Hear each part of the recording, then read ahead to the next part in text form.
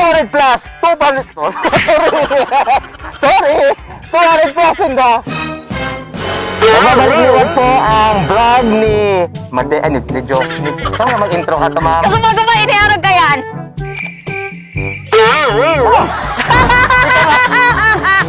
Ikaw, welcome! Welcome to our second vlog. Tinawag namin po ang vlog namin na... Ano naman title? Welcome! Ano? Ikaw na daw! Graduate to card. Bagang uran. Mahal na. This is our city. I was born here. I grew up here. Only up to here.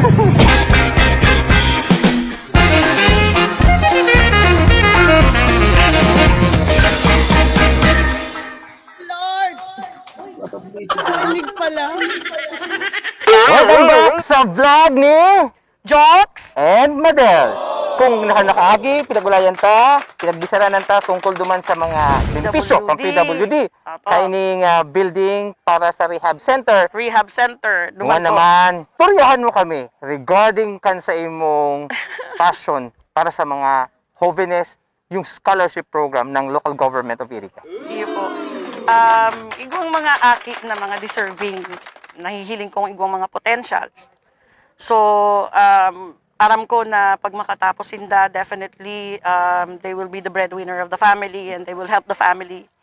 So, sabi ko, dapat tabangan ining mga aking ini. Tapos, daing mapuriwara. Sabi ko, dapat igwang sarong parang vehicle na gamiton.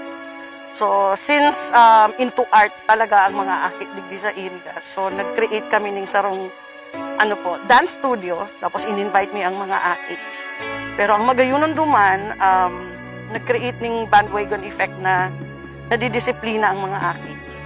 Pag sinabi mong magpasalamat, aram ninda na dapat sindang magpasalamat. Pag marespeto sinda, aram ninda na dapat magrespeto sinda. And yan po ang sa mga pag-uugali ka mga aking yan. So until na nakatapos po sinda ng college, mabubuutan ng mga aking yan, nag-abroad na sinda, dahil sinda nalilingaw pag-aabot. Tigwa kaming Toblerone. So, dahil nakakalingaw, lalong-lalo na yan. Si Jolan, pero may dara-dara ka yan, Toblerone. Fulfilling pag nahihiling mo na nakatapos na sinda.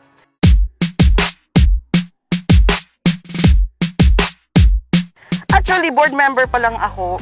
Dahulo na akong scholars. So, more or less, thousands na ang napatapos ko. Wow! Thousands na. Tapos, nakailang years na din na akong as mayor, local chief executive. Nag-start ako mga 500, 300 na mga scholars. That's yearly. Mamuyahon pag nag-aapod sinda na nagpapasalamat dahil nagiging maray ang buhay nila. So, yan ang fulfilling na part. Ang tigong ako, ano yung mga scholars sa iyong nagkaklase, public or private? Papaano na itatao to assistant? Kanda? Mostly are private, some are public. But itong private, it depende kaya iyan sa kung si Isay Ancoa na director, kung paano ang proseso ang gusto ninda. So minsan, ang gusto ninda, ang aki mismo ang nagkukuha ka itong money, sinda ang mabayad mismo sa school. Pero igwaman mga COA directors na gusto ninda, direkta na ang bayad sa school. So anytime kung anong gusto kang, pinagpa-follow me ang proseso. Pero usually full scholars sila. Gabos na mga sa academics, gabos yan pinagtataoming libre. Paano man makatatapos kung dai mo i-full yan o i-staggered mo lang? Minsan dakulon sindang nag-i-eskwela sabay-sabay. So paano mo man kung dai mo i-full yan? So useless lang yan. It will just defeat the purpose. Nabanggit mo itong sa COA. For the longest year na kamu po ang local chief executive, pirmi makitang pasado when it comes to accounting, kumbaga. Yes, fully liquidated yan with all the receipts, with all the names of the children, with all the requirements, kompleto yan. Kaya nga sabi ko, nagtataka ako, ano sinasabi ninda ng mga ghost yan? Unang-una, yaon ng mga aki. Panduwa, yan ang requirements. Pangtulo, yaon ang resibo. Nagbabayad kita. So, dapat hilingon muna ka mga tao before they give the information. They have to give due process too. So, masakay ito niya na nagpaparasabi ka na arog kayo pero bako man totoo. Yeah. Ano na lang ang pigtutugon po nindo, pigsasabi nindo pirmi sa mga scholars ta na pag igwang arog kayo ni mga narurungog.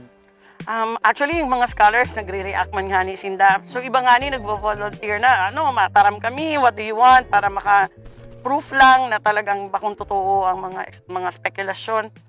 So, itong pinag-aaled sa imo. The best way na i-address mo ang issue, lalo na kung peke, is ipresenta mo ang tama. Sinda kaya talagang pirit nindang pinagtatama ang sala, pirit nindang pinagsasala ang tama. So, the best way is to show to them and i-prove ta sa inda, ipahiling kung sisay talaga itong mga taong ito. So, i-wish na lang na good luck man sa tuyong mga scholars na ipadagos ninda ang pag-aadal despite ka mga inaagihan ta ng pandemic and maging safe lang sinda sa inyong pag-aadal. Iyo po. Kadaklan sa mga scholars ni Ate Madel, mga millennials, kaya di ako matugot para sa sarong challenge na pang millennial. Hala, Ate Madel, ready ka na ba? itatry ko. Hilingon ta kung kaya ko. Sige O, lang. pili ka. Anong klaseng TikTok, ma'am? What? Sige! Me and my scholars! 200 plus sila!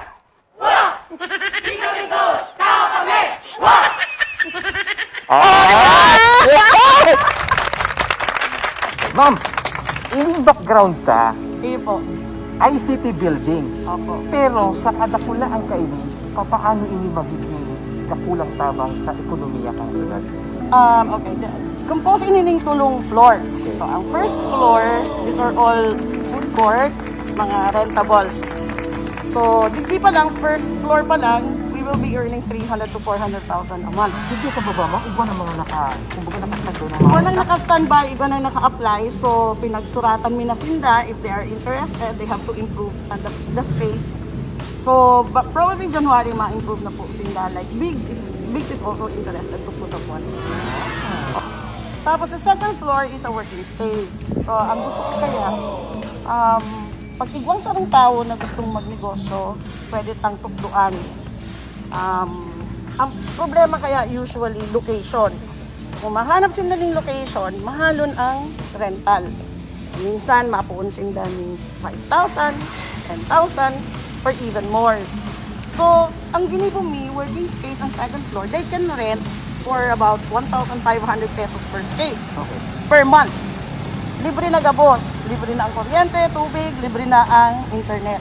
So, mapuun sinda duman, in 6 months time, naapod ang incubation period in partnership with DTI and Negosyo Center and TESDA, tutukduan sinda ang bookkeeping, kung paano paano ka maka-apply sa financial institutions, kung paano ka makautang, paano ka magpadalagan ng business, tutukduan ka in 6 months time. Okay. Pero pwede kang mag-rent sa working space. And third floor is a call center. And this is the first time in the entire whole Philippines it will be run by the government. So it's the government who will talk to a private firm. Actually, igwa na kaming mga kaulay. Tapos, ang mapadalagan talaga ang government para sa call center. So, igwa na duman sa BPO na company na ma-put up dyan yung BPO. Opo. Another Another economic enterprise of para the sa local city. government unit. Kasi yung call center alone, pwedeng mag-income yan ng mga a million a month, pwede or even more. So, dakulaon ang madadarang income ng ICT building. Digdi ang gym, tapos yaon ang level 1 city hospital, just behind the gym. So, mapuun naman po yan first quarter of the year, of next year. Okay. So, hindi ko na mahalat ang 2021. Masyado na kitang pinagabatan kaya ng 2020. Grabe ang 2020 and Oo. hopefully we will have a better year next year. Sana mamuyahon na next year, ano? Sana mayo ng COVID. Sana makahanap na kita ng bakuna. Sana maging successful ang bakuna. Hopefully, better year talaga sa Gabos. Okay. Lalo na sa mga nagbagsak ang negosyo, sa mga nag-close, MSMEs. Yeah. Yan talaga mga fully affected. Tapos tourism. Yeah. yan talaga ang fully affected. But for the meantime, habang nag-aalat kita na maging maghayunaan sa tuyang 2021, di po nito paglingawan.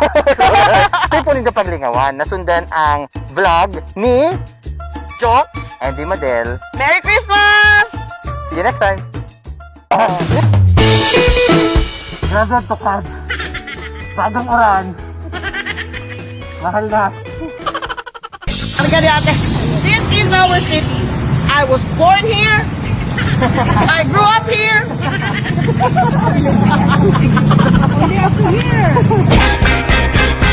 Tourist vlog.